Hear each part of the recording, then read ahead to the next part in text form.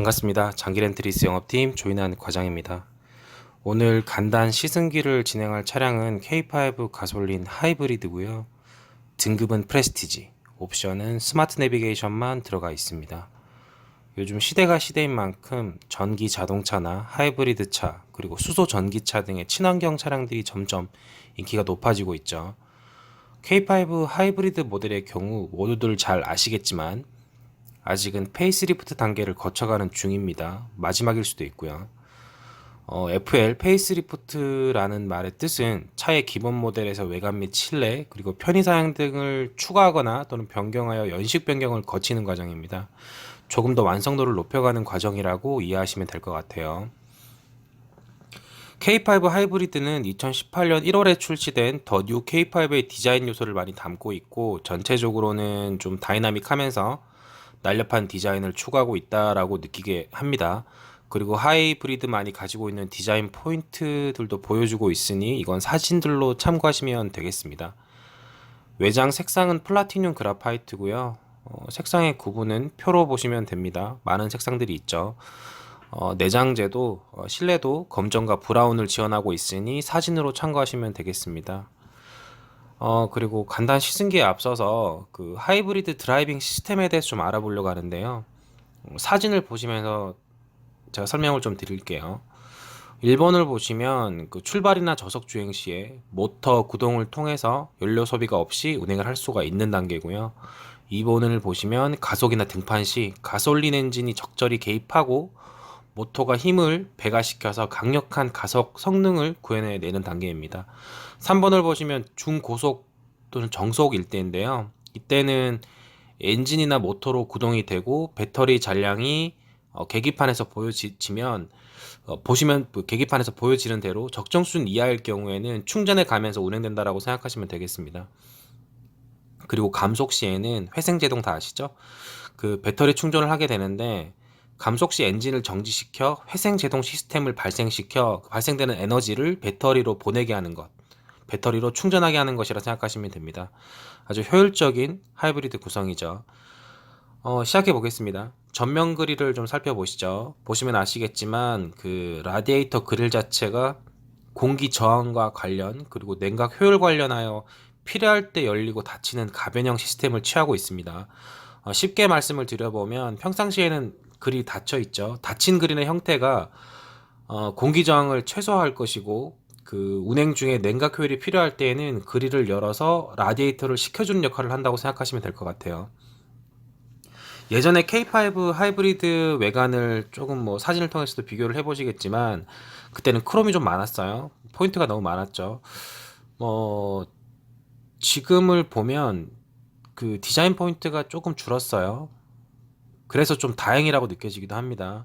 가감함을 조금 내려놓고 부드러운 이미지 그리고 헤드램프 라인과 그릴 라인을 이어주는 크롬 라인 그 디테일을 조금 더 수정한 듯한 느낌을 주는 안개 등 가니쉬와 형태 정도라고 생각할 수가 있겠는데요.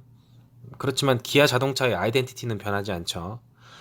피터 슈라이더가 생각하는 그대로 2011년부터 이어지고 있는 듯한 느낌입니다.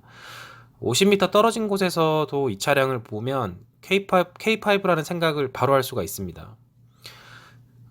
리어를 좀 보시죠. 뒷라인을 좀 살펴보시면 그 리어 부분에서는 그 유독 눈에 띄는 게 후부 반사기 쪽이 움푹 들어가 있음을 알게 되는데 이게 이제 확인을 해보니 그 연비를 위해서 계산된 공기 흐름 설계라고 합니다. 범퍼 모서리에서 와류를 일으키는 부분들을 최소화하기 위해 공기 역학적 설계라고 이해하시면 될 것 같습니다.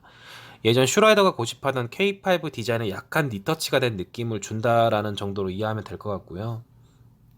K5 디자인도 기존 세대와 비슷한 형태를 유지하고 있다고 생각하시면 됩니다. 사이드 라인을 좀 보시죠. 날렵하다라는 라인들은 뭐 그대로 유지하고 있죠. 휠 형상이 좀 많이 변화 있습니다. 아주 만족스럽습니다. 기존의 바람개비 모양의 휠은 참 못생겼다는 생각을 많이 했죠. 지금 많이 바뀌었습니다. 지금의 휠은 디자인적으로도 성숙했지만 공기 저항을 최소화하면서도 로드 노이즈를 동시에 개선하였다고 합니다. 16인치 휠과 17인치 휠의 차이점을 사진을 통해서 참고하시면 되겠습니다. 아무래도 17인치가 좀 더 에어로다이나믹이라는 수식어를 증명하기에 적합한 디자인이 아닐까라는 생각을 해보게 합니다. 사이드 라인은 뭐 기존 K5 라인과 큰 차이가 없을 정도로 동일하죠. 트렁크 라인을 좀 보시죠.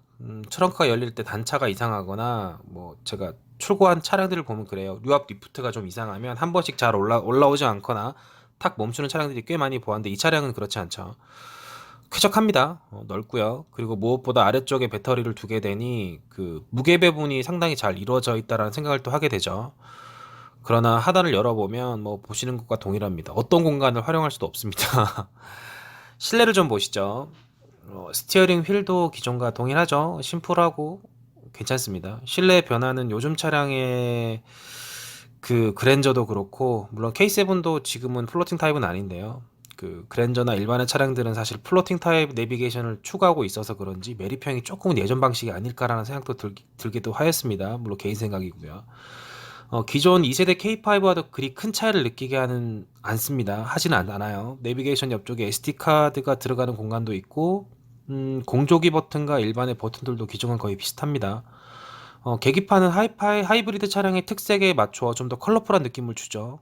그리고 조수석 쪽 마감 처리와 소재의 질감들은 중형 차량이 가지는 일반의 특색들과 거의 비슷한 형태입니다. 도어 쪽도 좀 보시죠. 버튼들도 다 비슷하죠. 기존과 동일합니다. 쉽고 편하고 운전석만 오토 파워 윈도우가 적용되고 있죠. 그리고 뭐 버튼 라인이나 페달도 조금 내려서 보고 계신데 기존 K5와 큰 차이가 없습니다. 엔진을 좀 보시죠. 제가 운행을 해보면서 느끼지만 조용합니다. 확실히. 일단 제원을 좀 보시면 하이브리드 2.0 가솔린 타입의 엔진이고 최고 출력은 156마력, 최대 토크는 19.3, 전기 모터 출력은 38kW, 연료 탱크는 60리터입니다. 소나타 하이브리드와 비교를 해본다고 하면 심플하게 말씀을 드리면 동일합니다. 사진과 동일합니다. 가솔린 승용차 최고 수준 연비를 보여주고 있죠. 복합 연비가 18km. 고민할 필요가 없다는 생각을 하게 합니다. 물론 표를 보시면 아시겠지만 16인치 타이어와 17인치 타이어 중 어떤 것을 선택하느냐에 따라서 연비의 차이는 있습니다. 당연히 인치수가 높아질수록 연비는 떨어질 수밖에 없다 라는 건 다 아시죠.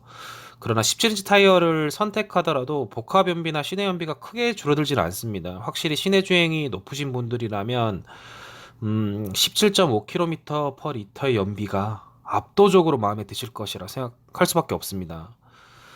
뒷좌석 공간을 좀 보시면 확실히 소나타 K5 모델의 중형차 뒷좌석 공간 레그룸은 괜찮습니다. 운행하실 만해요. 그리고 탑승했을 때도 편안한 승차감을 주죠. 그리고 옵션을 좀 높이게 되면 열선 시트와 다른 옵션들을 뭐 추가할 수는 있겠지만 요즘에는 오너 드라이브가 많으셔서 그런지 모르겠지만 뒷좌석 옵션에는 크게 관심을 두진 않으시더라고요.